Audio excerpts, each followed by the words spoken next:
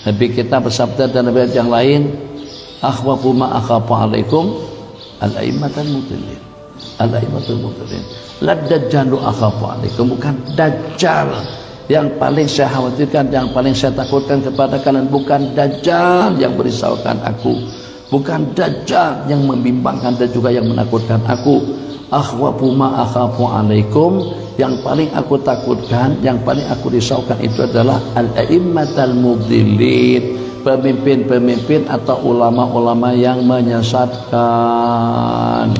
Pemimpin-pemimpin anasu ala dini ru'usihim ala dini ru'asaihim umaraihim. Manusia itu agamanya macam seperti dengan pemimpin-pemimpin mereka. Kesukaan daripada pemerintah akan jadi seperti itulah kesukaannya rakyat, keinginan atau juga dengan cadangan apa saja yang kalau pada waktu itulah sudah mendapatkan persetujuan, kebenaran, izin, tasrih daripada pihak pemerintah, rakyat akan terumbang-ambing atau rakyat akan ikut anasu ala dini umaraihim. Manusia itu ikut agama pemimpin-pemimpin mereka.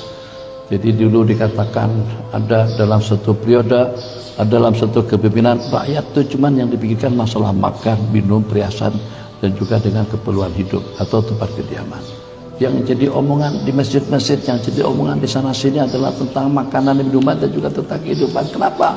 Sebab karena dengan presidennya suka makan, dengan khalifahnya suka minum. Ada di antara daripada khulafa yang mendapatkan gelaran al-akal, yang suka makan. Dikatakan kalau sekali nyantap satu ekor kambing itu habis sendirian. Nah, kalian makan berapa kilo daging sahabat Nabi? Kita 1 kilo pun kita makan tuh 3 kali sehari. Yang ini kambing habis sendirian. Tambah lagi dalam beberapa mangkok buah zabib, buah anggur yang dikeringkan, tambah tidak kurang daripada puluhan biji anggur. Bukan biji yang kecil itu, biji yang genggaman itu. Wah, itu namanya akal. Sehingga dikenakan karena kesukaan pemerintah itu adalah makan minum, rakyat pun juga jadi suka makan dan minum. Di zaman Khalifah Umar bin Abdul Aziz, hafal Quran, hidup zuhud dan wara, rakyat pun juga jadi seperti itu.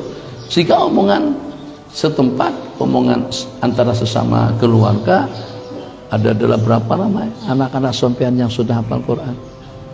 Ada dalam berapa banyak mereka yang sudah hafal kitabullah jalla jalaluh? Berapa anak sompian semuanya hafal Quran? Gitu omongan masyarakat.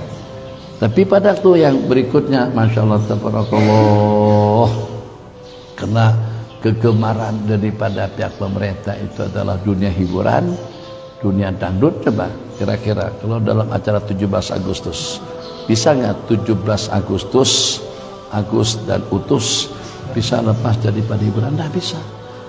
Karena daripada pemerintahan kita seperti itu, polisi joget, tentara joget, ibu-ibu joget, nyonya-nyonya jet set juga joget.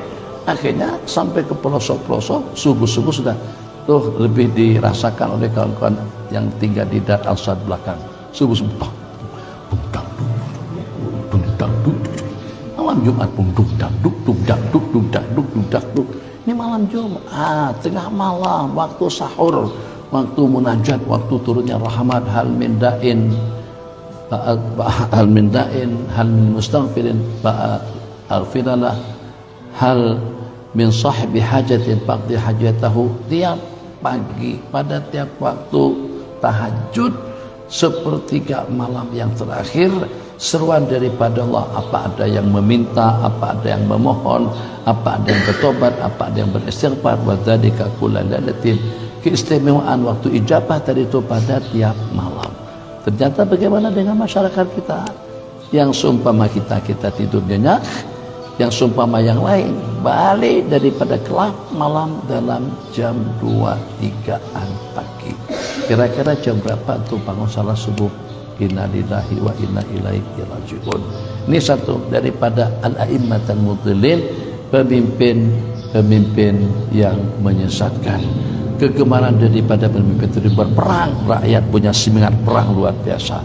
Siapa kira-kira? Dengan penghulupan nabi-nabi dan rasul.